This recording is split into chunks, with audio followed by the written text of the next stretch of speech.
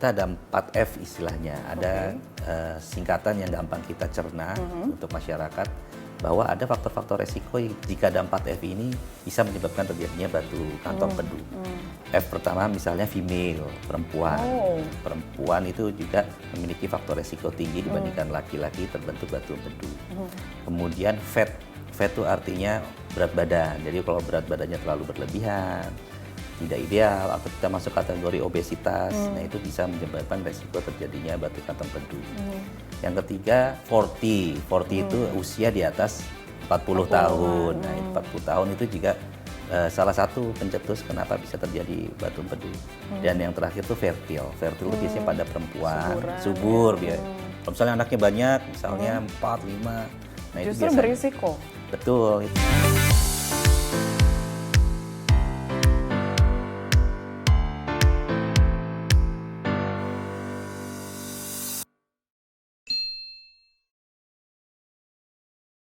Salam Bisa, Bincang Sehat. Bersama saya Nabila Karisti, senang sekali pemirsa berjumpa kembali dengan Anda dalam program Kesehatan Inspiratif Bincang Sehat.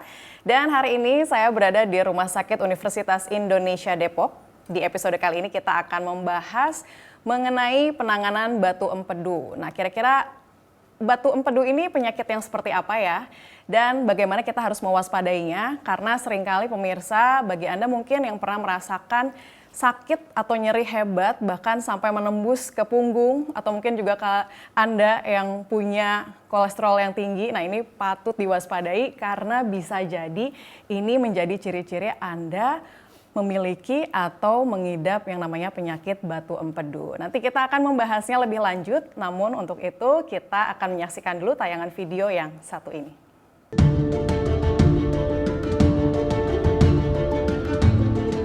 Batu empedu merupakan terbentuknya batu pada kantung empedu yang berada di sisi kanan perut. Ukuran batu empedu sangat beragam, dari berukuran sangat kecil seperti pasir hingga berukuran cukup besar. Batu empedu dapat muncul lebih dari satu. Batu empedu ini dapat menghalangi saluran empedu dan menimbulkan rasa sakit. Orang yang mengalami batu empedu umumnya memiliki gejala yang mirip dengan gangguan pencernaan seperti mual, muntah, sakit perut, nyeri pada ulu hati, hingga demam.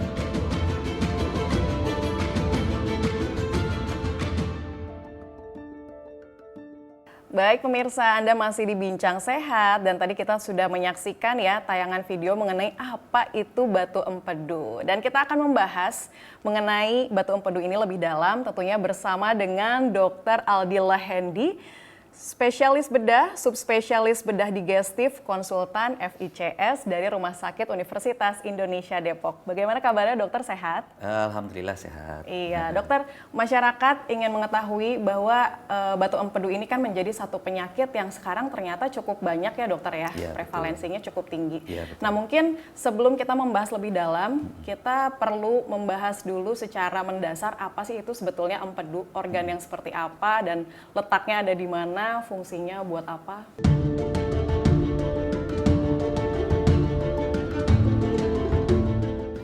Untuk empedu sendiri sebenarnya kalau di istilah kedokteran itu kita sebut namanya saluran empedu, di mana dia berjalan itu dari hati, kemudian turun ke usus 12 jari. Nah, di pertengahan saluran empedu dari hati ke usus 12 jari itu ada kantong. Nah, kantong ini tempat transit istilahnya, transit cairan empedu yang dihasilkan dari hati masuk ke kantong. Nah, ini yang kita sebut namanya kantong empedu. Nah, itu yang mungkin barangkali kita akan bahas mengenai batu yang ada di kantong empedu ini. Nah, kenapa bisa jadi batu? Padahal kan tadi dokter menyebutkan ini dari cairan nih, sebenarnya kok bisa membatu ya?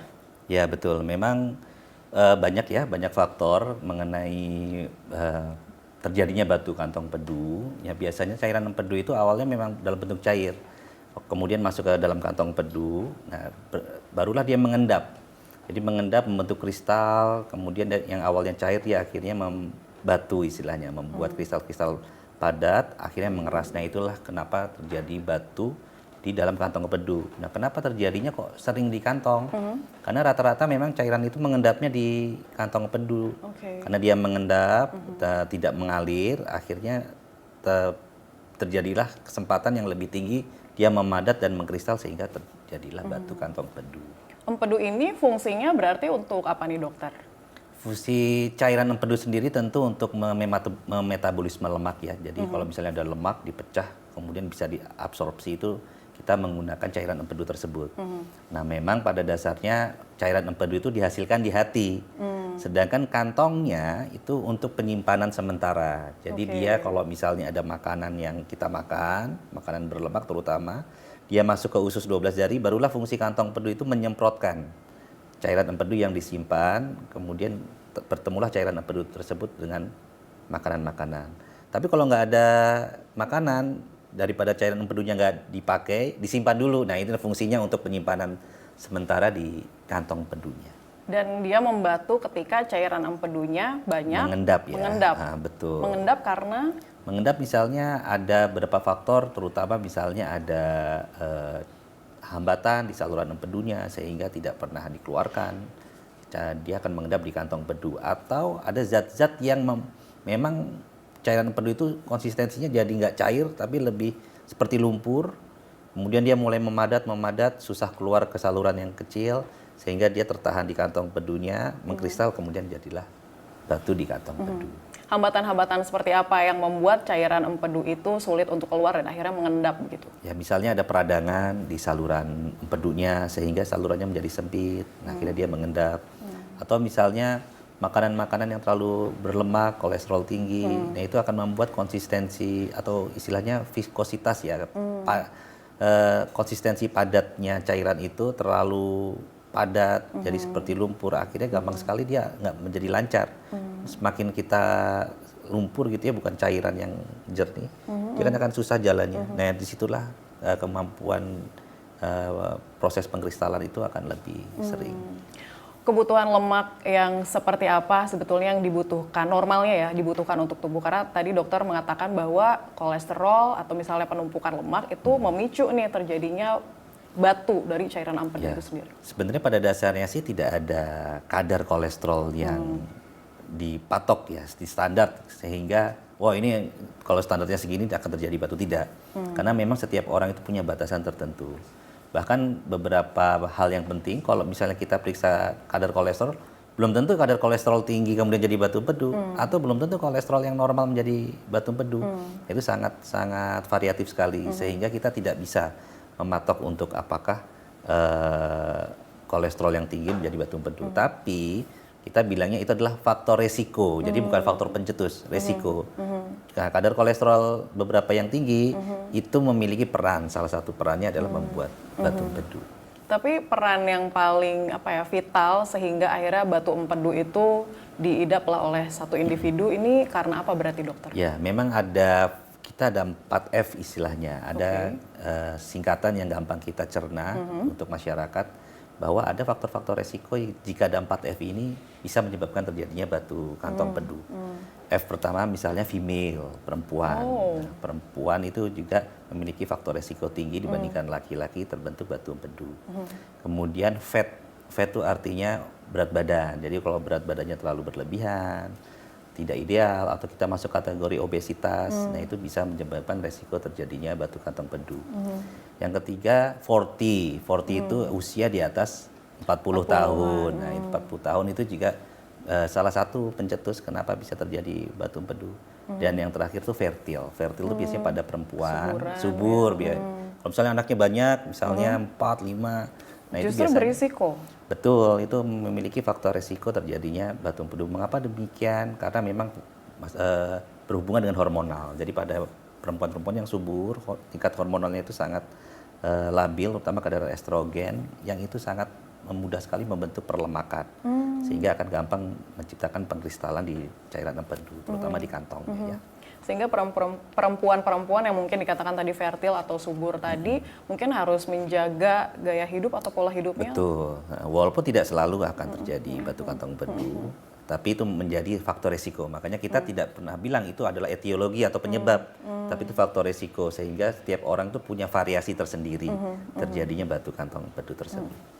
Tadi dokter juga menyebutkan bahwa female ya, ini berarti faktor risikonya lebih rentan terhadap wanita. Ini kenapa dokter? Ya, itu berhubungan dengan kadar hormonal pada tiap perempuan atau laki-laki berbeda. Karena kalau Laki-laki kan cenderung kadar testosteron dan lainnya. Kalau iya, perempuan iya, kan kadar estrogen, progesteron. Nah, ini sangat berperan penting dalam proses pembentukan lemak. lipid ya, sehingga terjadilah pengkristalan pada batu kantong empedu.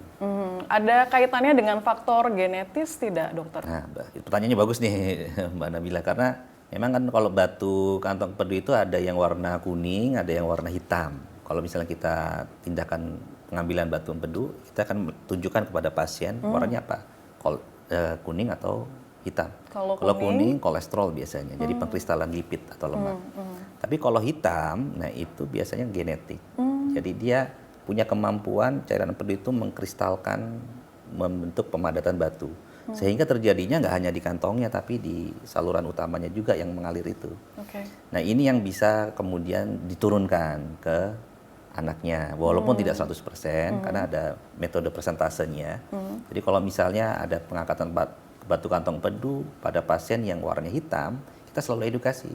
Nah ini nanti di anaknya harus diwaspadai, kemudian harus cek berkala, seperti itu. Bentuk waspada seperti apa sih, Dok, yang perlu dilakukan? Nah, biasanya kita anjurkan di atas 40 tahun, kalau misalnya memang ada riwayat batu empedu pada keluarga yang apalagi warnanya hitam, ya kita anjurkan medical check up. Ini salah satunya ya, di atas 40 tahun, sudah mulai dicek kadar kolesterol, apalagi ada tadi yang faktor resiko yang saya bilang, itu harus sudah concern, mulai makanan-makanan yang tinggi lemak dan kolesterol tinggi harus mulai dikurangi. Untuk faktor-faktor risiko yang kemungkinan akan meningkatkan potensi dari batu empedu sendiri itu apa?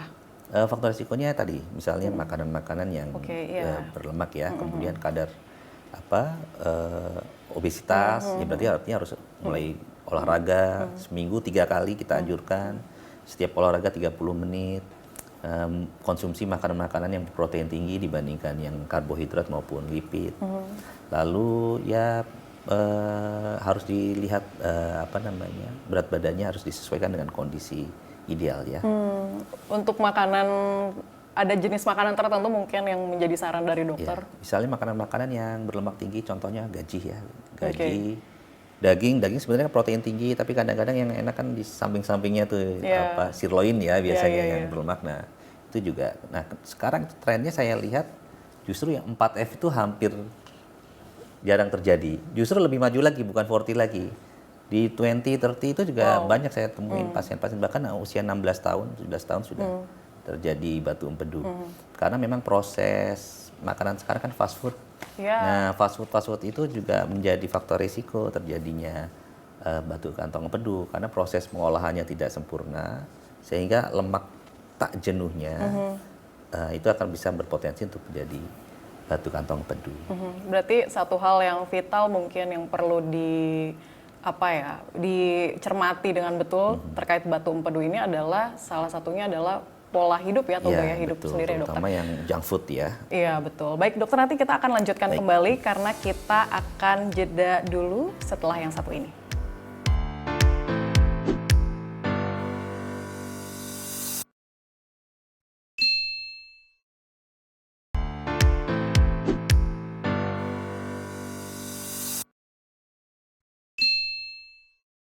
Anda masih di Bincang Sehat, masih bersama dengan Dr. Aldila Hendi, spesialis bedah, subspesialis bedah digestif, konsultan FICS dari Rumah Sakit Universitas Indonesia Depok.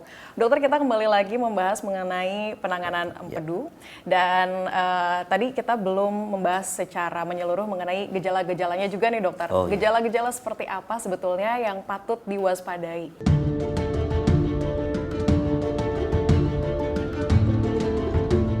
Ya memang seringkali gejala batu kantong empedu itu mirip ya dengan gejala MAH. Jadi memang banyak terkecoh ya, pasien-pasien baru datang sudah batunya misalnya besar, kemudian banyak.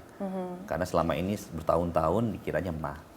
Nah memang yang paling khas pada gejala batu kantong empedu yang membedakan gejala MAH, kalau MAH kan ulu hatinya sakit, kemudian mual, kadang-kadang muntah, tapi biasanya dikasih obat MAH sudah enakan, kemudian dalam jangka panjang nggak pernah kambuh lagi. Nah berbeda dengan batu kantong empedu. Batu kantong empedu gejala MAH, dia mual, nyeri ulu hati, tapi setiap dikasih obat MAH nggak ada perbaikan. Nah itu sudah mulai curiga, wah jangan-jangan selama ini bukan MAH, karena dengan pengobatan MAH tidak punya respon yang baik. Yang kedua yang paling khas adalah nyerinya sebelah kanan. Jadi dia mulai awalnya di ulu hati, kemudian dia bergeser ke kanan. Nah, yang paling khas lagi dia tembus ke punggung dan menjalar ke bahu sebelah kanan, ya, bukan bahu sebelah kiri. Jadi kalau misalnya dia, dok saya tembus ke belakang tapi ke kiri, oh jangan-jangan jantung bukan batu empedu, karena posisi kantong empedunya itu di sebelah kanan. Jadi kalau ada khas batu kantong empedu adalah nyeri perut ulu hati, pindah kanan atas, kemudian tembus ke belakang, baru naik ke bahu sebelah kanan. Nah, kalau hal semacam itu, nah itu harus dicurigai bahwa itu adalah batu kantong empedu. Udah pasti dok? Belum. Makanya nanti kita harus ke dokter ya terdekat. Biasanya kita lakukan pemeriksaan selanjutnya seperti USG. Apa bisa juga disertai dengan demam, kemudian diare, itu seperti apa tuh dokter? Nah, batu empedu itu akan membuat peradangan di kantong empedu. Nah, peradangan itu ada yang ringan, ada yang sedang, ada yang berat. Kalau sudah sampai demam, nyerinya hebat sekali, ditekan sedikit perutnya sudah nyeri, apalagi nggak bisa berjalan, harus membungkuk, demamnya tinggi, muntah-muntah. Nah itu berarti derajat peradangan pada kantong empedu akibat batunya itu cukup berat. Nah kalau semacam itu biasanya itu pasien udah nggak pasti bisa jalan, pasti langsung ke IGD. Kita anjurkan ke IGD baru kita lakukan pemeriksaan lebih lanjut. Tapi kalau diare memang tidak terlalu berhubungan secara langsung dengan batu kantong empedu, itu biasanya kita tidak akan mengaitkan itu sebagai gejala batu kantong empedu ya. Dan gejala-gejalanya juga ternyata mirip dengan tadi ya. Betul. Penyakit mah. Iya, betul. Kemudian GERD tadi. Betul. Bahkan hampir 50-60% pasien datang itu ya adalah gejala mah. Nah, cuma yang perlu digarisbawahi adalah tadi selama ini dengan proses minum obat mah perbaikan tidak, tapi kalau dalam waktu dekat selalu kambuh itu sudah nggak perlu ditunda, harus medical check up minimal dilakukan USG. Berarti cara mendiagnosanya kita harus datang ke mengkonsultasikan ke itu lah ya. ya. Paling sederhana adalah pemeriksaannya adalah USG perut. Yang paling lebih kompleks lagi, yang lebih spesifik dan bagus melihat di mana sih sebenarnya batu empedunya, apakah cukup di kantongnya atau di saluran utamanya. Itu bisa pakai MRI ya. Oke. Karena mungkin berarti terkadang ketika kita berkonsultasi kemudian melakukan cek, ada tidak tanda-tanda yang tidak terlihat namun ternyata sebenarnya oh ini curiganya batu empedu ini gitu. Tapi tidak terlihat begitu, dok. Misalnya kita sudah ada 4F tadi, faktor risiko, kemudian ada gejala mah, nah itu kita harus mulai curiga bahwa itu adalah sebagian dari batu kantong empedu, karena bisa saja kombinasi. Yang kedua, pasiennya nggak sadar kalau misalnya matanya kuning. Mata kuning, dok saya gatal-gatal. Oh, gatal dikira masalah kulit atau alergi. Lihat dulu, kalau gatal disertai mata kuning, pipisnya pekat seperti teh, BAB-nya seperti keabu-abuan, seperti dempul. Nah ini jangan-jangan ini bagian komplikasi dari batu kantong empedu yang selama ini nggak dirasakan, tapi dirasakannya waktu sudah kuning matanya. Nah itu hal-hal yang sebenarnya pasien tidak ngeh ya, kemudian waktu datang ke dokter bisa terlihat. Ada tidak penderita batu empedu tapi tidak punya gejala-gejala tadi, tidak ada gejala khas? Betul. Itu memang bagaimana tuh dokter? Ya betul. Yang sering itu adalah medical check up. Jadi tanpa gejala, tapi waktu di medical check up dilakukan USG yang tiap tahun itu nggak ada batu empedunya tapi nggak ada gejala, itu banyak. Kita bilangnya namanya asimptomatik. Kalau asimptomatik tidak perlu dilakukan tindakan apa-apa, cukup diobservasi aja. Karena saya misalnya, saya lagi medical check up di USG loh, ternyata ada batu kantong empedu, nggak perlu saya melakukan tindakan atau nggak perlu treatment khusus. Cukup ya pola makan dan gaya hidup sehat dijaga. Karena batu empedu itu perlu dilakukan terapi ketika dia punya gejala, berapapun ukurannya. Tapi kalau misalnya ukurannya besar tapi tidak bergejala, kita tidak menganjurkan untuk tindakan. Oke, ada kaitannya dengan saluran ini nggak dok? Saluran pencernaan tidak batu empedu ini? Ya memang beberapa ada berhubungannya. Contohnya misalnya kalau ada batu empedu, cairan empedu akan terganggu, dia akan bisa mengganggu metabolisme lemak. Ya itu salah satu terjadinya gangguan pencernaan, atau gejala kantong empedu itu kan bisa membuat muntah, mual, sehingga pasien-pasien kalau yang sudah kronis artinya sudah lama, makannya jadi susah, berat badannya jadi turun. Nah, itu menjadi gangguan pencernaan. Terkait dengan makanan sendiri, makanan seperti apa sih yang baiknya dikonsumsi ini? Tadi kan dokter sudah menyebutkan di awal bahwa makanan yang berprotein tinggi ya. Mungkin boleh disebutkan lebih lengkapnya seperti apa nih dokter? Nah, sebenarnya kalau berhubungan dengan batu empedu, protein itu secara umum baik untuk proses penyembuhan, kemudian stamina, sehingga kita anjurkan untuk protein. Sebenarnya kasus apapun itu, termasuk batu kantong empedu. Tapi kalau batu kantong empedu itu kadang-kadang kita perlu apa yang harus dihindari. Nah, yang dihindari contohnya misalnya tadi gaji. Kemudian santan, susu yang bukan yang low fat atau yang kadar protein tinggi. Jadi itu akan membuat penumpukan kadar kolesterol di dalam tubuh. Walaupun di waktu dicek kolesterol tidak tinggi, jadi tidak semata-mata dihubungkan dengan kadar kolesterol tinggi, karena dia bisa mengkristal di cairan empedunya bukan di darah. Seandainya kalau misalnya dia makan durian gitu kan, durian kan kadar kolesterol cukup tinggi, nah itu juga bisa mempengaruhi. Seafood misalnya udang, atau lobster, nah itu juga memiliki kadar kolesterol tinggi. Sehingga makanan-makanan yang cukup beresiko, yang seafood, durian, kemudian yang berlemak-lemak, santan, susu, sebaiknya kalau sudah ada yang 4F tadi, nah itu mulai dijaga. Oke, dari gejala-gejala yang muncul, kemudian faktor 4F tadi, berapa lama butuh waktu dari cairan menjadi batu dalam empedu tersebut? Ya, itu secara studi belum ada ya yang meneliti hal semacam itu. Bahkan dalam jangka waktu-waktu yang sangat lama bisa. Kenapa tidak bisa diprediksi? Karena pasien datang tuh waktu sudah bergejala. Karena banyak juga pasien yang punya batu empedu nggak bergejala, itu yang kita tidak bisa prediksi.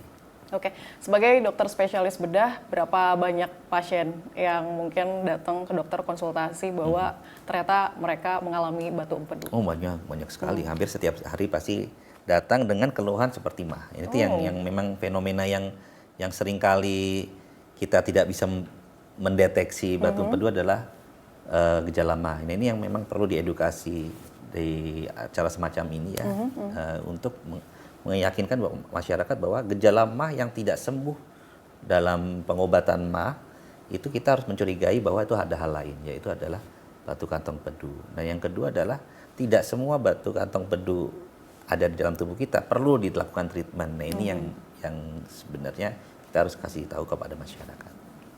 Tidak semua masalah-masalah tadi perlu dilakukan treatment. Artinya mungkin dengan merubah pola hidup yang sehat saja sebetulnya sudah cukup memenuhi begitu ya dokter ya. Betul. Dan sebelum kita ke jeda dokter, batu empedu ini ada bedanya kan pastinya dengan batu ginjal ya dokter ya. Iya. Sangat jelas ya. Itu mungkin bisa dijelaskan lebih lanjut seperti apa? Ya betul. Kalau batu ginjal yang sebelah kanan itu akan gejalanya juga mirip sebenarnya dengan batu kantong empedu karena posisinya sama-sama kanan. Yang waktu tembus ke belakang itu juga ginjal posisinya di belakang, jadi akan mirip. Sama. Cuma kalau batu ginjal itu akan dia lebih dominan di belakang dan tidak pernah ada fase di depan. Kalau kantong empedu pasti akan ada rasa di depan, gejala mual, mah. Tapi kalau batu ginjal hampir jarang terjadi gejala seperti mah. Pipisnya misalnya kemerahan itu batu ginjal. Jadi memang kalau batu ginjal pasti akan berhubungan dengan saluran pipisnya ya. Tapi kalau misalnya yang batu empedu itu akan berhubungan dengan saluran pencernaan. Oke, dan tadi mungkin dari feses ya dokter ya kalau batu empedu ya. Iya betul. Oke baik dokter, nanti kita akan lanjutkan kembali. Pemirsa jangan kemana-mana karena setelah jeda yang satu ini kita akan melihat video tayangan mengenai upaya penanganan dari batu empedu. Pada sebagian besar kasus penderita batu empedu memerlukan tindakan pembedahan untuk melakukan operasi mengangkat kantung empedu. Tindakan pembedahan dilakukan jika kondisi penderita menyebabkan rasa sakit. Sebaliknya, sebagian penderita batu empedu tidak memerlukan pembedahan. Pada tingkat keparahan dan kondisi tertentu, penderita diberikan tindakan perawatan non-bedah. Untuk mencegah tingkat keparahan, penderita sebaiknya menghindari makanan berlemak, olahan dan siap saji, serta menjaga pola hidup sehat.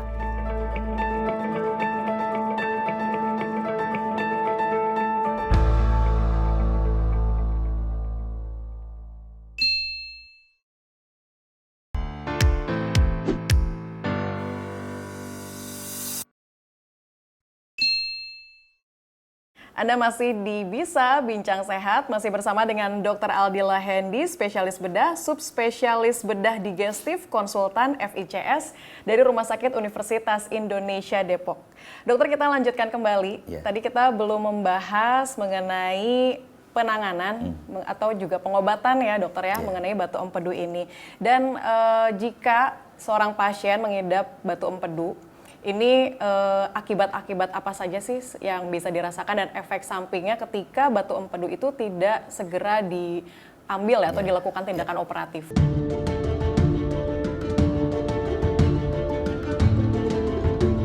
Oke, untuk batu empedu sendiri kalau tidak dilakukan treatment ketika sudah bergejala, itu salah satu dampaknya misalnya infeksi cukup berat sehingga terjadi nanah misalnya di dalam perutnya, itu sangat mungkin. Yang kedua, nah batunya itu bisa lolos. Jadi kalau kantong empedu itu seperti ruang kosong ini, ada pintu kecil.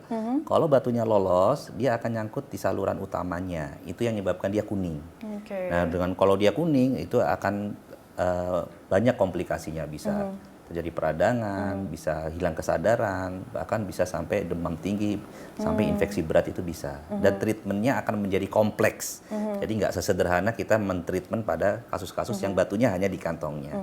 Itu salah satu komplikasinya. Lalu apa dok yang harus dilakukan ketika ada batu kantong empedu? Nah, salah satu treatmentnya yang perlu digarisbawahi adalah berapapun ukuran batu, mau kecil, mau besar pada batu kantong empedu, kalau sudah bergejala khas yang seperti tadi saya katakan, itu harus dilakukan tindakan pengambilan kantong empedu. Satu kantong empedu itu perlu diambil ya. Kalau nggak diambil gimana dokter? Nah, nanti terjadi infeksi dan lain-lain seperti yang tadi katakan. Sebenarnya secara teori ada 3 metode yang bisa dilakukan pada pengobatan batu kantong empedu. Contoh dengan obat-obatan, kemudian tadi tindakan pengambilan kantong empedu, dan yang satu lagi ditembak misalnya seperti batu ginjal.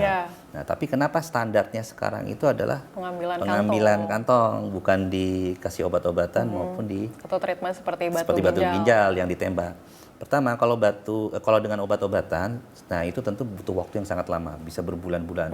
Padahal pasiennya udah mulai kesakitan. Yang kedua, kalau kita kasih obat, itu kita akan memaksa batu itu pecah. Nah, kalau dia pecah, dia akan lolos ke pintu yang tadi saya katakan. Nah, itu efek sampingnya adalah kuning. Nah, itu yang jadi saya bilang tadi, treatmentnya malah kompleks, akan lebih kompleks kalau kita membiarkan dia lolos dari pintunya. Sama seperti halnya tembakan yang di batu ginjal tadi. Kalau batu ginjal itu, dia kalau kita tembak, itu salurannya kalau nyangkut bisa lewat sendiri. Jadi paling nanti biasanya dipasang stand ya, atau selang di saluran ginjal. Makanya sekarang treatment batu ginjal ditembak itu juga ada syaratnya, misalnya ukuran dan lain-lain. Nah, kalau batu empedu ditembak, kalau ukurannya kecil nggak akan kena dia akan lolos. Kalau ukurannya besar pecah, nah lewat pintunya kuning. Nah, itu yang kita sekarang sudah nggak pakai standar itu. Makanya golden standard konsensus internasional dikatakan bahwa kalau ada batu apapun itu ukurannya kemudian bergejala, kita ambil kantong empedunya dengan metode sekarang yang berkembang adalah laparoskopi. Laparoskopi itu yang saya tanya kecil sekali, hanya setengah sampai 1 cm di 3 titik di bagian perut, dan itu minimalis sekali, hampir skarnya tidak terlihat. Ini yang sekarang metode yang ngetrend ya di kalangan masyarakat untuk pengambilan kantong empedu. Efek sampingnya ketika kantong empedu tidak ada. Ya. Tidak ada ya? Ya, maksudnya tidak ada kantong empedunya. Ya, kalau misalnya kita ambil kantong empedunya, kemudian sering pasien bertanya, dok saya nggak punya kantong empedu, ya, gimana dok? Gitu. Saya nanti berarti ada yang bilang diare terus. Keseimbangan tubuhnya akan terganggu begitu dokter? Betul, lemaknya nggak bisa dicerna. Nah, yang perlu digarisbawahi adalah semua itu adalah hubungannya ke cairan empedu. Selama ada cairan empedunya, lemak, nutrisi, aktivitas nggak akan ada masalah. Sedangkan kita hanya ngambil ruangannya aja yang penampung sementara. Cairan empedu pabriknya dari hati. Jadi selama cairan empedu itu mengalir lancar, semua aktivitas seperti biasa layaknya orang normal. Karena kita hanya mengambil kantong empedu yang sifatnya cuma buat nampung sementara. Jadi ibaratnya seperti usus buntu, amandel kalau diambil kan nggak ada efek samping yang seperti bagaimana. Nah, itu seperti halnya kantong empedu. Apakah batu empedu ini bisa timbul lagi nggak nih dok? Setelah misalnya mungkin proses pengambilan kantongnya tadi? Nah, kalau misalnya karena batu kolesterol yang lemak, biasanya dia mengendapnya hanya di kantong empedunya. Kalau sudah diambil, sudah tuntas. Hampir jarang terjadi di kemudian hari. Nah, ini kelebihannya kenapa kita treatment tuh hanya kita ambil kantongnya. Kalau batunya aja yang diambil, itu nanti akan terbentuk terbentuk lagi. Nah, kasihan pasien udah menjalani operasi, cuma diambil batunya, berapa tahun kemudian muncul lagi. Makanya kita standarnya adalah pengambilan kantong pedu. Nah, tapi kalau batunya hitam, nah ini yang sering kali tadi saya bilang, dia punya kemampuan genetik mengkristalkan saluran pedunya terbentuk batu lagi, walaupun kantongnya sudah diambil. Nah, beberapa kasus muncul di saluran empedunya.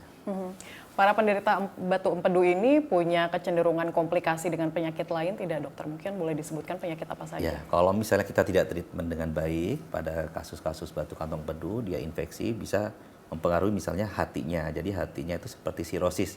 Jadi bisa terjadi gagal hati karena ada proses peradangan di saluran empedunya.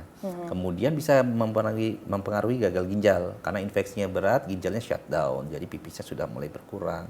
Jadi tidak bisa mengeluarkan cairan pipis yang melalui ginjal tadi. Yang terakhir adalah hilang kesadaran. Jadi kadar bilirubin yang tinggi, bilirubin itu adalah cairan empedunya yang terjebak, itu bisa menyebabkan terjadinya kehilangan kesadaran. Berisiko pada kematian tidak, dokter, ini? Bisa, semua infeksi pada organ apapun, terutama pada kantong pedu bisa menyebabkan kematian. Oke, baik.